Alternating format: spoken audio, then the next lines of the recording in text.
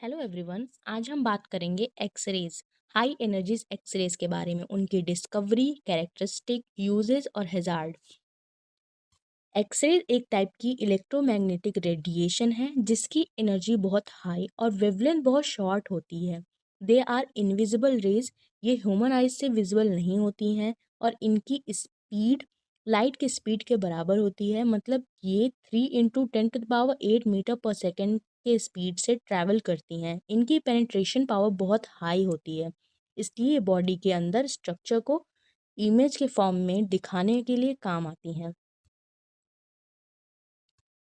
Electromagnetic spectrum में सबसे पहले आते हैं रेडियो वेव्स, उसके बाद फिर microwaves, infrared, visible light, ultraviolet, उसके बाद एक्सरे और सबसे एंड में आता है गामा रेज। जैसे जैसे वेवलेंथ कम होती है वैसे वैसे एनर्जी बढ़ती है जाती है। एक्सरे की एनर्जी विजिबल लाइट से काफ़ी ज़्यादा होती है।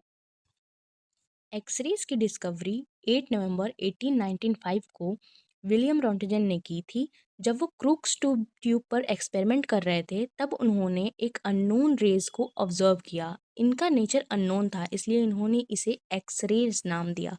पहली एक्सरेज इमेज उनकी वाइफ एना बेर्था के हैंड की थी और 19th सेंचुरी में उन्हें इस डिस्कवरी के लिए नोबेल प्राइज़ मिला, फिजिक्स का पहला नोबेल। अब हम देखेंगे एक्सरेज की कैरेक्टरिस्टिक्स।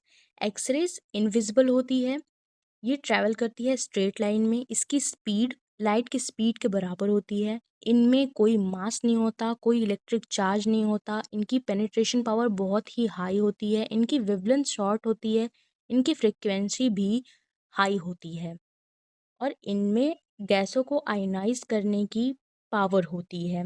ये फोटोग्राफी फिल्म को ब्लैक कर देती हैं, फ्लोरोसेंस प्रोड्यूस करके लिविंग टिश्यू पर बायोलॉजिकल इफेक्ट भी डाल सकती हैं। एक्सरे का सबसे कॉमन यूज़ मेडिकल फील्ड में होता है। इनसे बोन फ्रैक्चर डिटेक्ट किया जाता है, चेस्ट की एक्सरेज ली जाती है, डेंटल इमेजिंग किया जाता है, सीटी स्कैन, मेमोग्राफी और फ्लोरोस्कोपी में भी इसका यूज़ होता है। एक्सरे के एडवांटेजेस हैं। इसका सबसे बड़ा एडवांटेज ये है कि ये डायग्नोसिस इसका फास्ट होता है और पेनलेस होता है। ये डिजीज़ को एक्यूरेटली डिटेक्ट किया जाता है और काफ़ी कॉस्ट इफ़ेक्टिव भी होता है। लेकिन एक्सरेज आयोनाइज रेडिएशंस हैं, इसलिए इनका ज़्यादा एक्सपोजर सेल्स और डीएनए को डैमेज कर सकता है और कैंसर सेल्स के रिस्क को बढ़ा सकता है। इसलिए इसका प्रोटेक्शन और प्रॉपर रेडिएशन के डोजेस को मेज़र करना बहुत इंपॉर्टेंट है। Thank you for watching.